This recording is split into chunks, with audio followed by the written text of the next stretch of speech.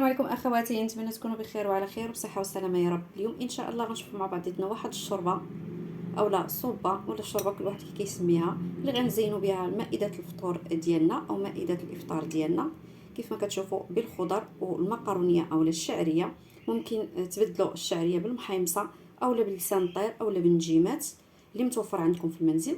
والخضر اللي كاينه عندكم اخواتي، هنا استعملت الجزر واستعملت الكرنب والبصله الخضاريه والكورجيت. كتجي واحد الشوربه لذيذه ورائعه. هكا نبدلو ونغيروا شويه من الحريره المعتاده. نتمنى اخواتي من الوصفه تعجبكم وتنال الرضا ديالكم. بلا ما نطول لكم اخواتي، نخليكم مع الفيديو وما تنساوش زياره صندوق الوصف، فهو فيه المكونات اللي انا اشتغلت بهم. خليت لكم الراحه اخواتي. كيف ما كتشوفوا اخواتي، عندنا حبه مطيشه اولا حبه طماطم، حبه الجزر، طرف ديال اولا مورسو ديال الكرنب اولا ليشو، وعندنا البصله الخضاريه، وعندنا المقرونيه اولا الشعريه. كنقطعوا هذاك الكرنب اللي عندنا اولا ليشو، نقطعوه الاجزاء صغيره كيف ما كتشوفوا. كنديروا في اناء اولا الطنجره اللي حنا غنطيبوا فيها الشوربه ديالتنا. من بعد كنقطعوا هذيك البصله الخضاريه حتى هي.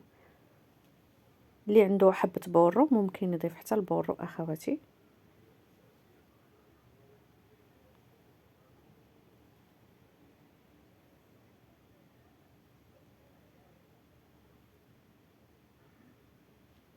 من بعد ما كنقطعوا الحبه البصل اللي عندنا، فحنا كنضيفوها الطنجره اللي حنا غادي نطيبوا فيها الشوربه. غادي هنا نحكوا الحبه ديال القرعه اولا الكورجيت وحبه ديال الجزر اللي عندنا. هكا كيكونوا مبشورين اولا محكوكين هكا في الحكاكه اخواتي على هذا الشكل. كنضيفوهم للطنجره اللي حنا غنطيبوا فيها الشوربه ديالنا. هنا الحبه ديال الطماطم حتى هي حكيناها اولا طحناها. هنا كنضيفوا التوابل. عندنا هنا الكركم اولا الخرقوم البلدي، عندنا هنا الابزار او الفلفل الاسود، وعندنا هنا سكينجبير اولا الزنجبيل، وعندنا اخواتي هنا الملحه.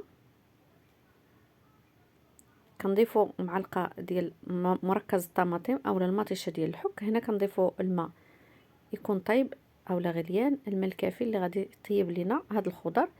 كنديروا الطنجره ديالنا على النار وكنغطيوها ونخليوها حتى طيب. هنا كيف ما كتشوفوا من بعد ما طابت لينا الشوربه ديالنا اولا الخضر ديالنا، كيف ما كتشوفوا راهم طابوا.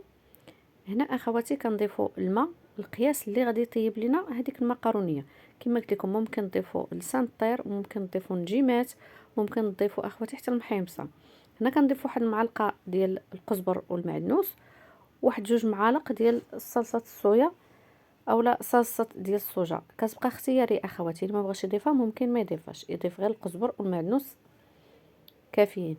كنغطيو على الطنجره ديالنا ونخليوها واحد 5 دقائق. وها هي واجده لينا بين ما طابت لينا المقرونيه ديالنا. كيف ما كتشوفوا كتجي الشوربه ديالنا على هذا الشكل، كتجي اخواتي لذيذه وزوينه. هكا نغيروا ونبدلوا في الشوربات اولا الحسوه بخصوص مائده الافطار. كنغرفوا اولا كنصبوا الشوربه ديالنا كيف ما كتشوفوا كتجي على هذا الشكل اخواتي. نتمنى اخواتي من الوصفه ديال اليوم تعجبكم وتنال الرضا ديالكم. جربوها اخواتي، راها كتجي لذيذه بزاف بزاف. صدقوني الناس اللي كيبغوا الخضر وحتى الوليدات ملي تديروا لهم الخضر هكا وسط المقارونيه فهما كتعجبهم. ما تنساوناش من لايك اخواتي وزياره صندوق الوصف. خليتكم راحه اخواتي في امان الله.